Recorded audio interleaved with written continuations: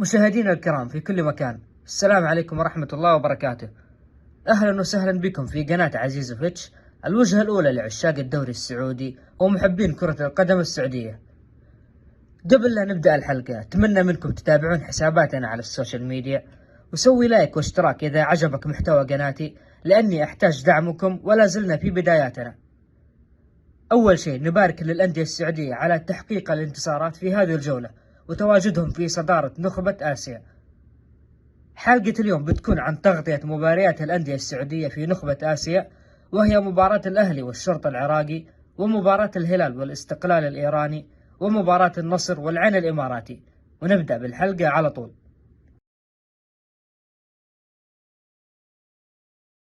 انتهت مباراة الأهلي والشرطة العراقي بفوز الأهلي بنتيجة 5-1. سجل أهداف الأهلي روبرتو فيرمينيو هدفين، ورياض محرز هدفين، وفراس البريكان هدف واحد. هذه المباراة كانت أفضل مباراة للأهلي في هذا الموسم من ناحية النتيجة والمستوى، وشفنا أهداف أشكال وألوان من جميع الاتجاهات، وأتوقع محبين الأهلي يتفقون معايا في هذا الكلام. شفنا مدرب الأهلي بدأ بفراس البريكان كمهاجم أساسي في التشكيلة، ووضع إيفان توني في الدكة. وبصراحة أول مرة أشوف الأهلي يقدر يصنع فرص كثيرة في هذه المباراة، مع العلم أن هذا الكلام لا يعني أن توني لاعب سيء أو صفقة فاشلة، ولكن اللاعب غير جاهز، وحاليا الدكة أولى فيه، ويشارك بالتدريج حبة حبة حتى يسترجع جاهزيته. وحاليا حرام فراس البركان ينظلم في خانة الجناح ويخسر الأهلي جهود اللاعب. في هذه المباراة لما لعب فراس البركان كمهاجم صريح، صنع الهدف الثاني لفيرمينيو، وسجل الهدف الثالث، وصنع الهدف الرابع لرياض محرز. مباراة كانت جميلة لفيرمينيو، وقدم مستوى كبير أمام الشرطة، سجل الهدف الأول والثاني، وصنع الهدف الثالث لفراس البريكان. رياض محرز يقدم مستوى كبير في بطولة نخبة آسيا، عكس مستواه في مباريات دوري روشن، وخلال 4 مباريات في بطولة نخبة آسيا ساهم ب6 أهداف للأهلي، سجل 3 أهداف وصنع 3 أهداف.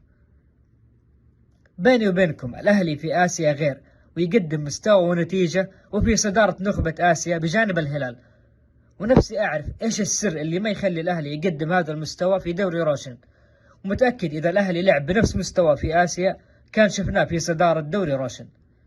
وكذا خلصنا من مباراة الأهلي والشرطة العراقي، ونروح على مباراة الهلال والاستقلال.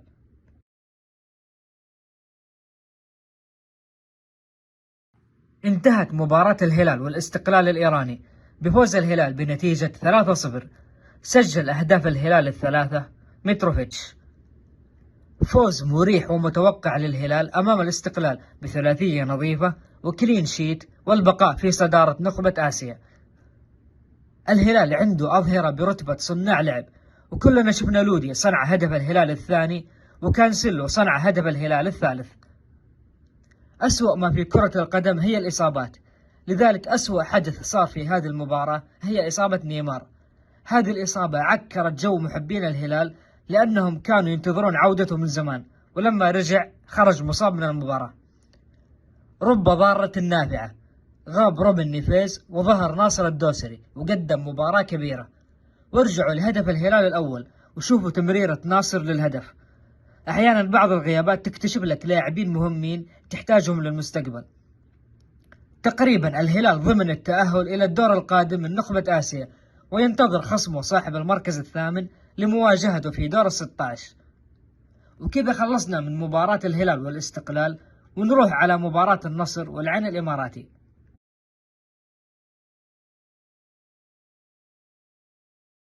انتهت مباراة النصر والعين الإماراتي بفوز النصر بنتيجة 5-1. سجل أهداف النصر تاليسكا هدفين، ورونالدو هدف، وأنجيلو هدف، وويسلي هدف. النصر يتسلطن أمام العين ويفرح جمهوره بخماسية أشكال وألوان، ويحقق فوز مهم ومستحق أمام خصم صعب، ويقترب من التأهل إلى الدور القادم من البطولة.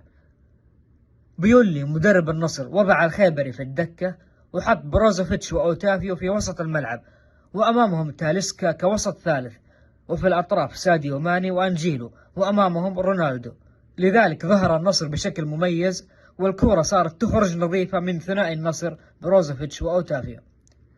وجود تاليسكا كوسط ثالث في عمق الملعب أفضل من وجوده في الجناح الأيمن، لذلك شفنا كيف ظهر تاليسكا بشكل مميز في مباراة الهلال الماضية ومباراة العين، وهذه تحسب لبيولي في توظيف اللاعبين بالشكل السليم حسب العناصر المتاحة.